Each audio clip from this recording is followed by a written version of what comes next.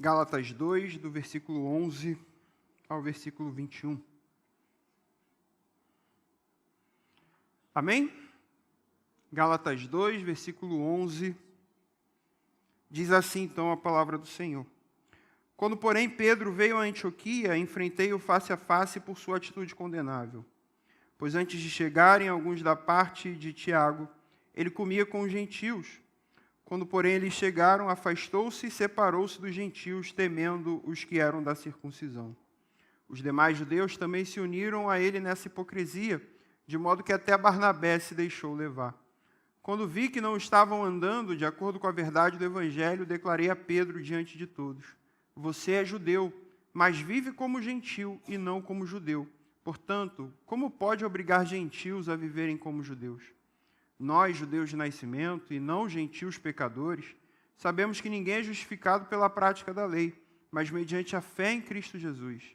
Assim, nós também cremos em Cristo Jesus para sermos justificados pela fé em Cristo, e não pela prática da lei, porque pela prática da lei ninguém será justificado.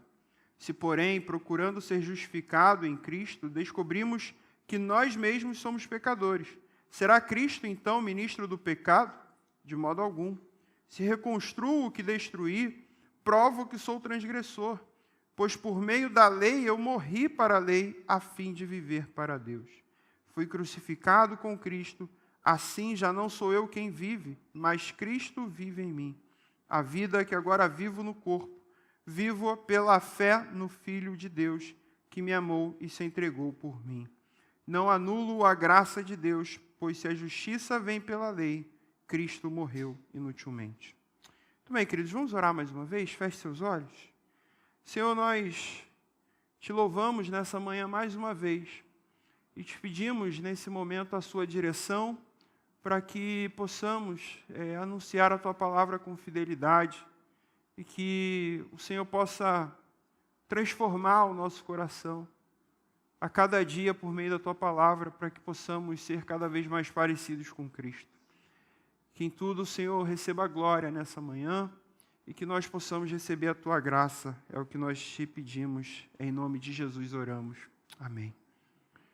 Meus irmãos, nós vamos continuar a nossa série de exposição nessa carta do apóstolo Paulo.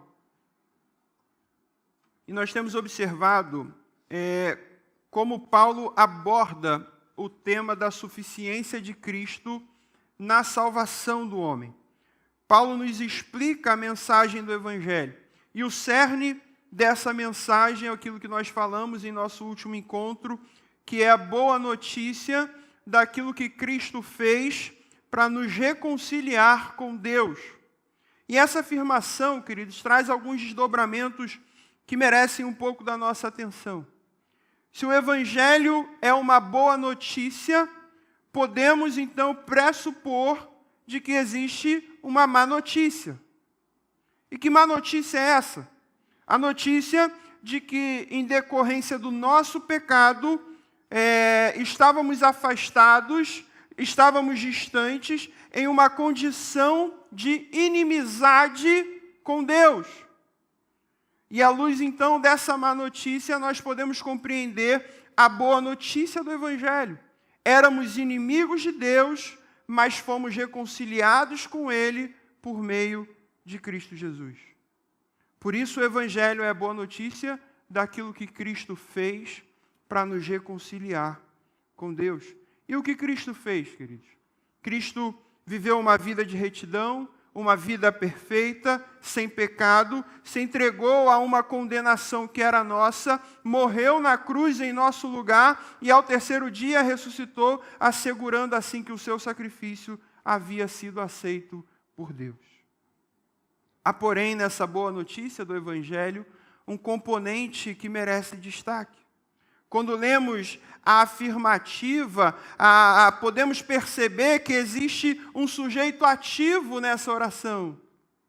O sujeito ativo é aquele que pratica a ação que está sendo descrita, narrada. E nesse caso, o sujeito ativo dessa frase, dessa afirmativa da boa notícia do Evangelho é Jesus. Somente Jesus. Paulo condena a ideia, portanto, de que é necessário acrescentar algo a essa ação de Jesus. Paulo rejeita qualquer ideia, e temos falado isso domingo após domingo, qualquer ideia de Cristo e mais alguma coisa, qualquer noção de contribuição nossa. Porque ele sabia que a mensagem do Evangelho que ele estava pregando, e a mensagem que nós pregamos aqui também, é sobre o que Cristo fez, e principalmente que o que Cristo fez é suficiente para salvar pecadores.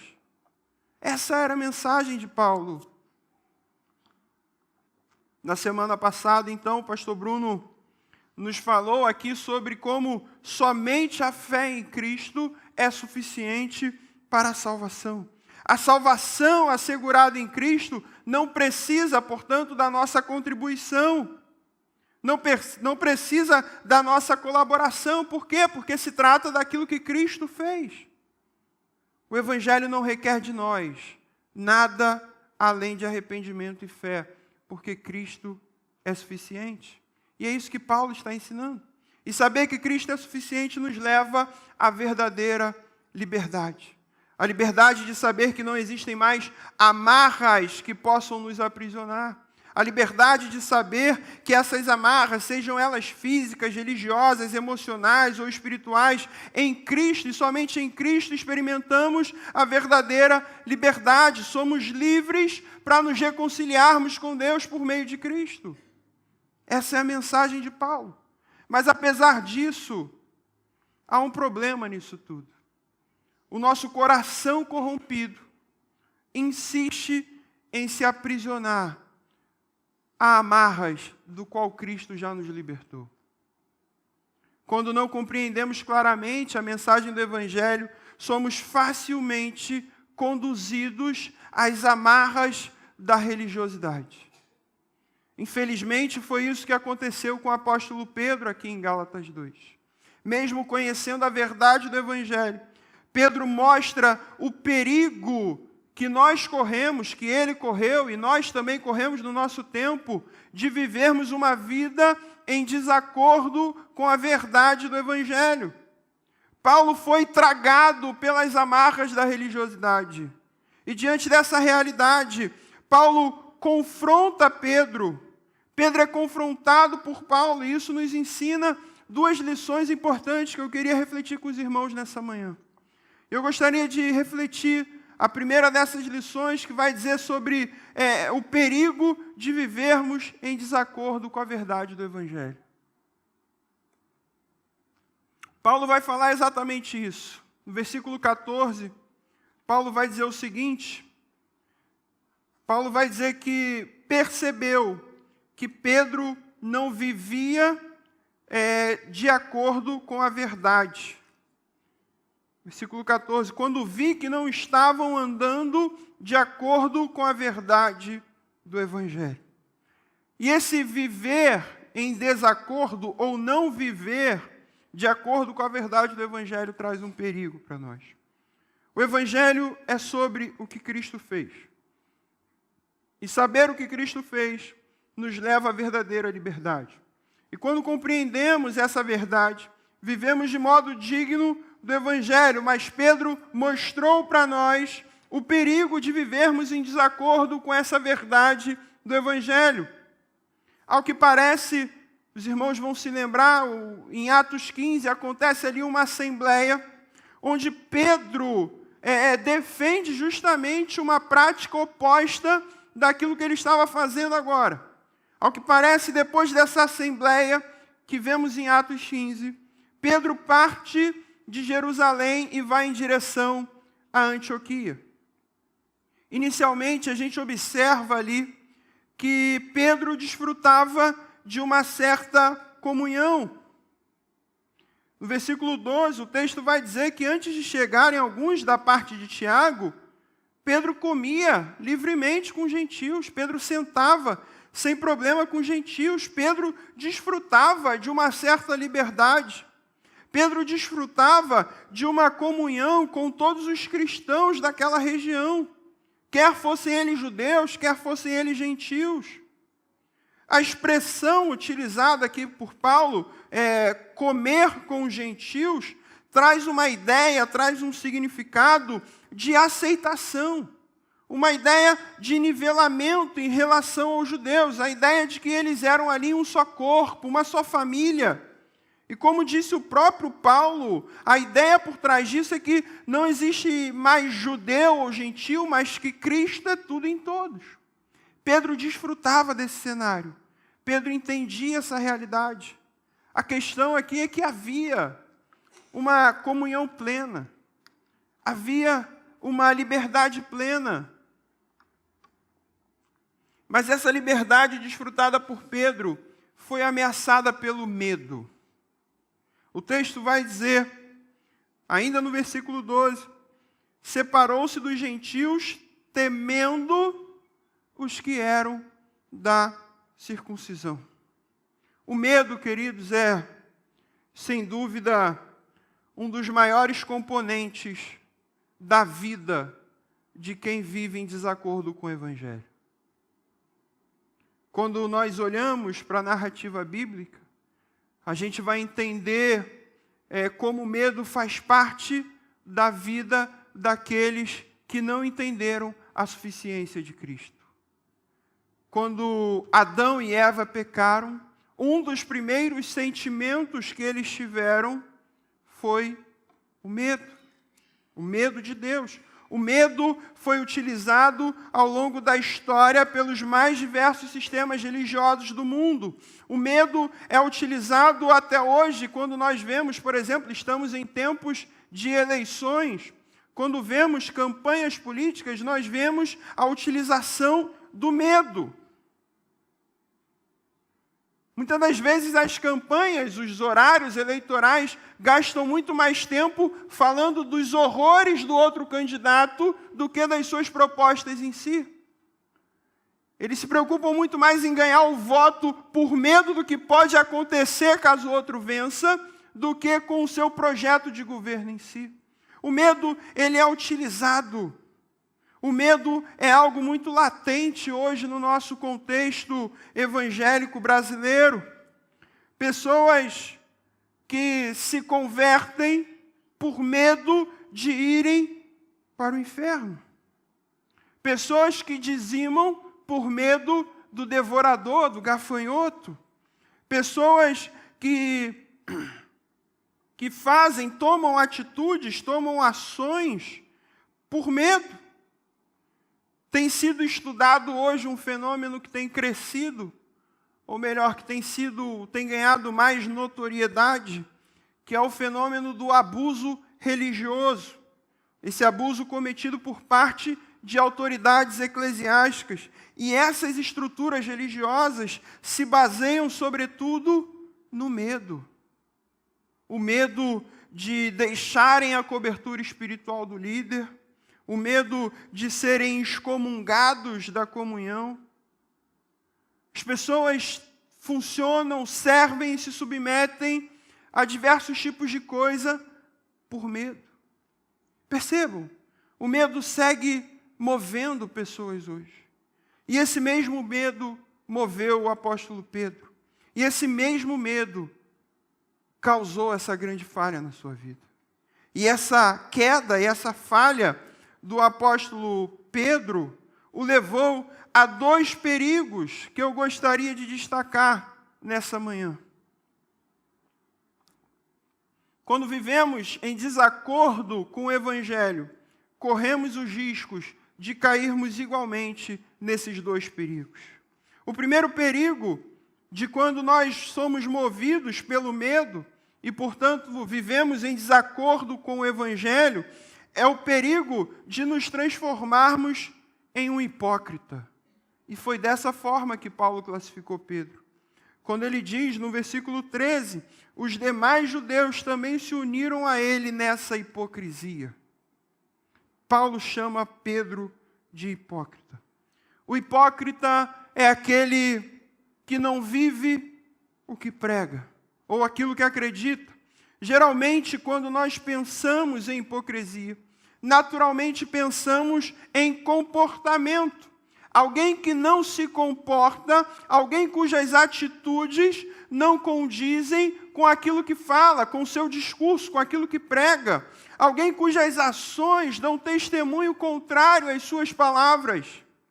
Mas eu queria convidar os irmãos nessa manhã a fazer uma análise um pouco mais profunda sobre isso, uma análise para além das evidências externas, uma análise para aquilo que estava dentro do coração de Pedro. Pedro fingiu que ali no seu comportamento, em suas ações, haviam sido movidas por fidelidade. Mas, na verdade, o seu comportamento era fruto do medo que havia em seu coração corrompido pelo pecado. O problema da hipocrisia não está apenas no nosso comportamento distinto das nossas palavras, mas, sobretudo, no medo que há em nossos corações. A inclinação do nosso coração que é o problema, não o nosso comportamento. O pecado que havia no coração de Pedro e o pecado que há em nossos corações nos conduzem ao medo. Passamos a fazer, passamos a agir, tomar decisões, não porque fomos guiados pela liberdade que há em Cristo, mas pelo medo que sentimos da aprovação ou reprovação dos outros, pelo medo do que os outros vão ou não pensar de nós, pelo medo que há em nossos corações. Quando agimos por medo, quando agimos com medo, nos preocupando com a opinião, nos preocupando com o olhar das pessoas sobre nós, com a estima das pessoas sobre nós, nós estamos vivendo em desacordo com a verdade do Evangelho. Mas há ainda um segundo perigo de se viver essa vida em desacordo com o Evangelho. Além de nos tornarmos hipócritas, corremos o risco de fazermos com que os outros se desviem da fé. Paulo vai dizer exatamente isso no versículo 13. Os judeus se uniram a ele nessa hipocrisia, de modo que até Barnabé se deixou levar pelo comportamento de Pedro, movido pelo medo que havia no seu coração. Pedro não apenas se tornou um hipócrita, mas também foi responsável por desviar muitos que estavam com ele da verdadeira liberdade que há em Cristo Jesus. O que o texto está mostrando para nós é justamente isso. Quando vivemos com medo, vivemos uma vida em desacordo com o Evangelho, fatalmente, queridos, nos tornaremos pessoas hipócritas. E essa hipocrisia vai nos conduzir, vai nos fazer a desviarmos outras pessoas do caminho da liberdade que há em Cristo Jesus. E esse era o retrato de Pedro naquele momento. E por isso, Paulo fica tão indignado. Paulo confronta Pedro com essa realidade. Paulo é duro, Paulo é incisivo, porque para ele era importante. Paulo prezava pela verdade do Evangelho. O Evangelho não é e não pode ser nunca uma religião pautada sobre o medo.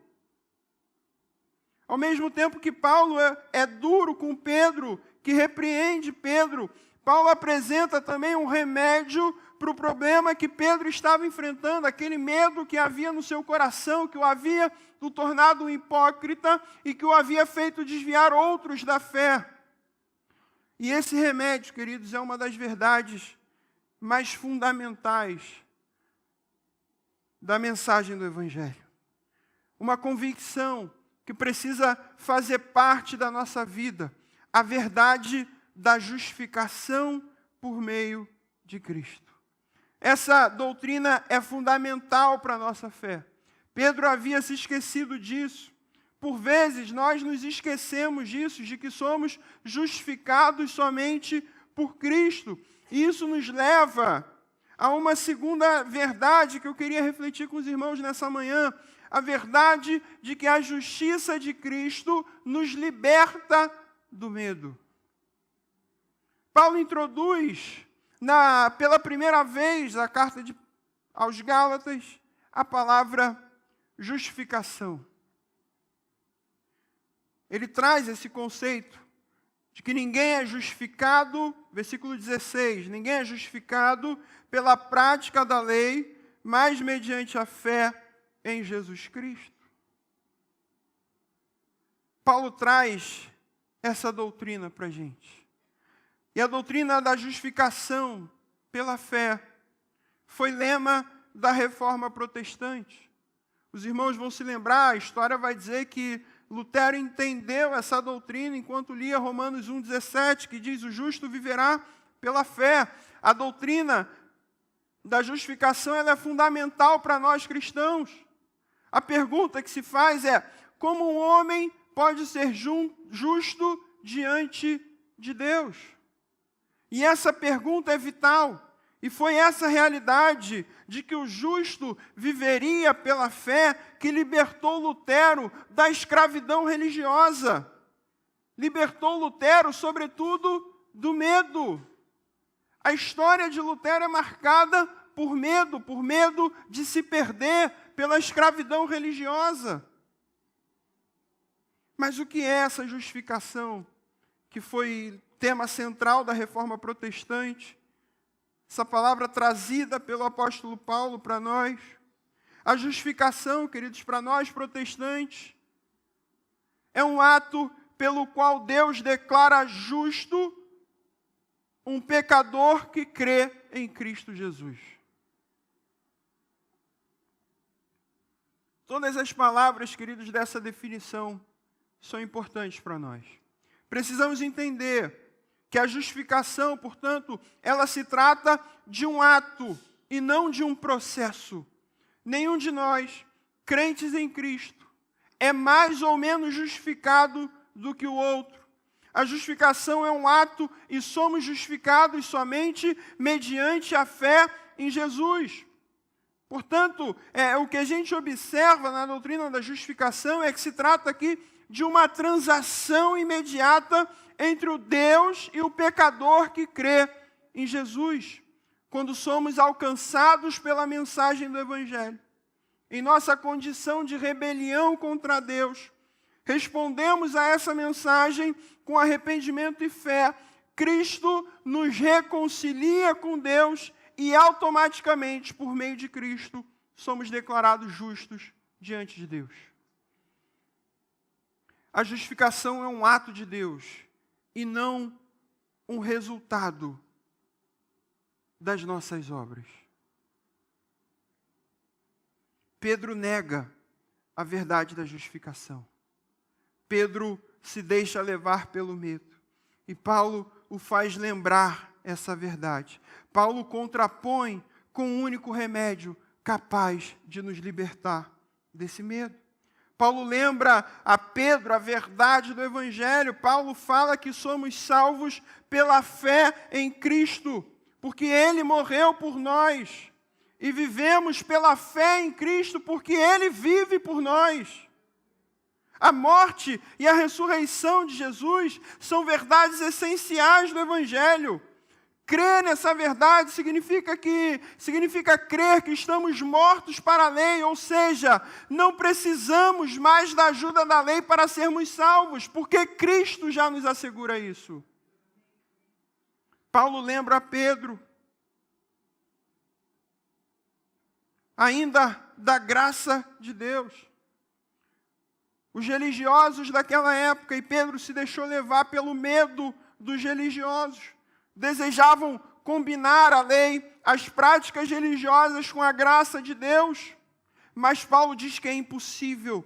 Qualquer coisa que seja acrescentada à graça, qualquer ideia que se tenha de Cristo e mais alguma coisa, anula a graça de Deus. Pedro havia experimentado a graça de Deus em vários momentos da sua vida, mas quando ele se afasta da comunhão com gentios, por medo dos que eram da circuncisão, Pedro está negando abertamente a graça de Deus que ele havia recebido. A graça de Deus, queridos, ela nos nivela. Não existe distinção. Somos todos pecadores e carentes dessa graça. E todos nós só a alcançamos por meio da fé em Cristo Jesus. A graça de Deus nos liberta da escravidão religiosa e do medo. A doutrina da justificação nos liberta da escravidão religiosa e do medo. E diante dessa realidade, queridos, desses dois problemas, dessas duas lições que nós enxergamos,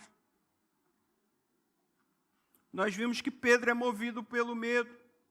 E quando somos movidos pelo medo, nós corremos o risco de nos tornarmos hipócritas na nossa fé e, com isso, desviarmos outras pessoas do caminho da liberdade que é em Cristo Jesus. Mas Paulo apresenta um remédio, e esse remédio é a doutrina da justificação. É um ato pelo qual Deus declara justo um pecador por meio de Cristo. E diante disso eu queria fazer 3 aplicações para os irmãos nessa manhã. A primeira aplicação, queridos, vai dizer para nós que Cristo cumpriu a lei para que pudéssemos ser livres. No texto de Gálatas, vemos Paulo confrontando Pedro por sua conduta inconsistente em relação ao Evangelho. Pedro, mesmo conhecendo a verdade da graça, mesmo conhecendo a liberdade que há em Cristo, Pedro recusa a comunhão aberta com os gentios por medo dos religiosos, por medo das críticas, por medo de falarem mal dele, daquilo que os outros iriam pensar dele. Quantos de nós vivemos a escravidão religiosa por medo daquilo que os outros vão pensar ou dizer sobre nós? Deixamos de ir a certos lugares, fazer certas coisas, de estar com certas pessoas, simplesmente por medo. E isso ilustra um importante princípio, um importante valor da nossa fé.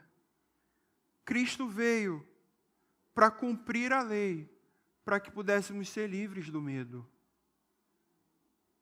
A lei que foi dada a Deus, a Israel, por meio de Moisés, serviu para mostrar, primeiramente, a santidade de Deus, quem Deus é, mas para mostrar também a nossa completa incapacidade de alcançar essa santidade por nossos próprios esforços. No entanto, Jesus, sendo totalmente sem pecado, ele se torna sacrifício perfeito e suficiente para cumprir ali na cruz todas as exigências dessa lei. Quando Jesus cumpre a lei, Jesus não apenas nos liberta da condenação que essa lei trazia sobre nós, mas também nos liberta agora para vivermos em uma nova aliança, baseada não na lei, mas na graça de Cristo por meio da fé. A história de Pedro que nós vemos mostra como mesmo crentes, pessoas importantes na igreja, podem se esquecer dessa verdade. Crentes como nós podem ser tentados a retornar a essas práticas legalistas, de viver com medo do julgamento dos outros, em vez de confiar plenamente na obra redentora de Cristo. Precisamos refletir se o que estamos vivendo, se o que estamos fazendo é com base na escravidão religiosa, com base no medo do nosso coração, ou porque temos verdadeira liberdade em Cristo Jesus. O Evangelho nos mostra que fomos salvos pela graça de Deus. O único Evangelho que salva é o Evangelho da graça de Deus revelada em Jesus Cristo. Qualquer outra mensagem que diz que é Cristo e mais alguma coisa é falso. E nós precisamos refletir. Confiamos em nós mesmos, em nossa moralidade, em nossas boas obras ou até mesmo na nossa religiosidade? Ou confiamos em Cristo? O que nos justifica? Aquilo que fazemos ou Cristo? Quem nos defende? Aquilo que fazemos ou Cristo? Precisamos refletir. E se confiamos mais em nós mesmos, temos uma notícia triste para te dar. se confiamos mais em nossa moralidade, em nossas boas obras, nós não somos cristãos. Não somos evangélicos. O verdadeiro cristão é aquele que crê somente na justificação que há em Cristo Jesus.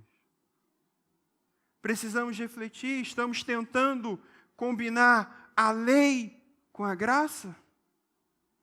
Pela lei devemos fazer alguma coisa para agradar a Deus, mas pela graça Deus consumou a obra por nós e tudo o que precisamos fazer é crer em Cristo Jesus. A salvação não é dada pela fé em Cristo Jesus e mais alguma coisa. A salvação é somente pela fé em Cristo Jesus.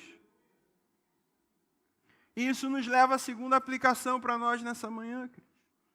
Somente por meio do Evangelho podemos confiar em Cristo como nosso justificador.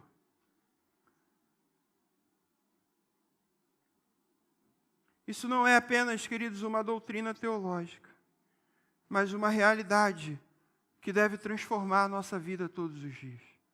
Quando entendemos que somos justificados somente pela fé em Cristo, somos libertos da necessidade de tentar ganhar a nossa aceitação diante de Deus por nossos próprios méritos. Isso muda fundamentalmente a nossa perspectiva sobre como vivemos a nossa vida. Muda porque quando entendemos que não precisamos fazer nada para alcançar a aceitação diante de Deus pelo nosso próprio mérito, pelo nosso esforço, isso renova a nossa confiança em quem ela de fato deve estar depositada. Em vez de confiar em nós mesmos, naquilo que nós fazemos, nas nossas práticas religiosas externas, para nos tornarmos aceitáveis diante de Deus, confiamos plenamente na obra redentora consumada na cruz em Cristo. Ele é o nosso único e suficiente justificador diante de Deus. E isso nos liberta do medo, queridos. Ao invés de vivermos com medo de falhar, com medo de não sermos bons o suficiente, com medo de não agradarmos, com medo daquilo que os outros vão dizer, pensar ou falar sobre nós, com medo das pessoas nos julgarem, ao invés de vivermos com esse medo, podemos viver na certeza da graça de Deus sobre nós.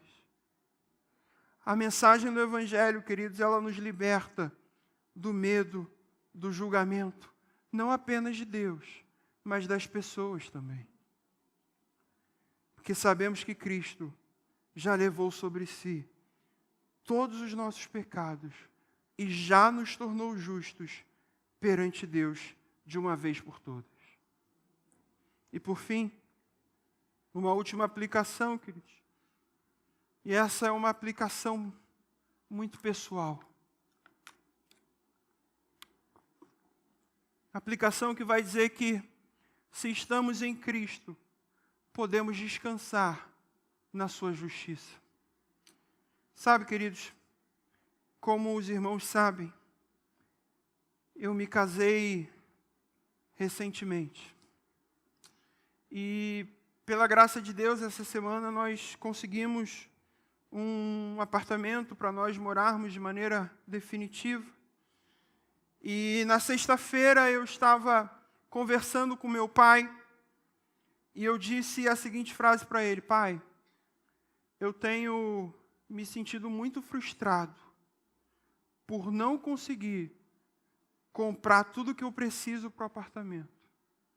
Eu tenho me sentido muito frustrado por não conseguir ir até o apartamento e arrumar todas as coisas que precisam ser arrumadas, montar os móveis, instalar as coisas que precisam ser instaladas, para nós irmos morar lá. E eu tenho me sentido frustrado porque não é uma questão de preguiça, é uma questão de que, devido aos compromissos da vida, eu não estou conseguindo. Eu não estou conseguindo fazer. E às vezes, queridos, eu comecei a refletir sobre essa frustração que havia no meu coração. E às vezes eu me sinto também extremamente frustrado por não conseguir talvez me dedicar mais à igreja, por não conseguir produzir mais, me envolver mais com os irmãos, com os departamentos, com as programações, por não conseguir me relacionar mais com os jovens aqui da igreja, pastoreá-los mais de perto. Tudo isso me frustra muito. Me frustra não conseguir, me frustra não ter mais tempo. Então essa palavra veio profundamente ao meu coração. Essa palavra rasgou meu coração, me fazendo lembrar de que não sou justificado diante de Deus pela minha performance.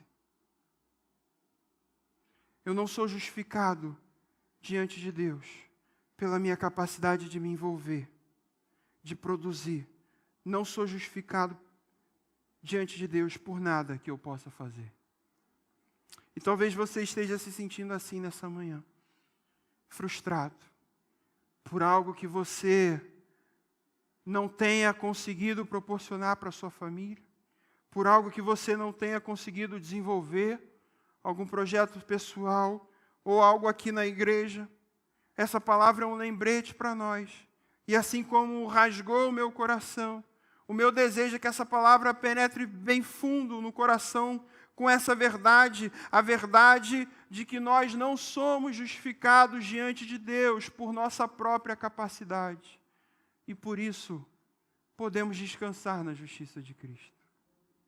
O Senhor está nos convidando nessa manhã a lançarmos sobre Ele toda a nossa frustração, todo o nosso fracasso, porque podemos descansar que, independentemente da situação que você esteja vivendo, do caos, da frustração, do fracasso, por pior que seja, podemos descansar na certeza de que por Cristo, e somente Cristo, já fomos justificados e aceitos diante de Deus. Que possamos descansar nessa verdade. Quem nos justifica é Cristo. Nada além do que a gente possa contribuir, mas somente Cristo. Eu queria fazer uma oração. Você que talvez se sinta assim nessa forma, dessa manhã. Frustrado, cansado, com medo. Eu queria orar por você. Você que sentiu o desejo, se coloque de pé. Nós vamos orar.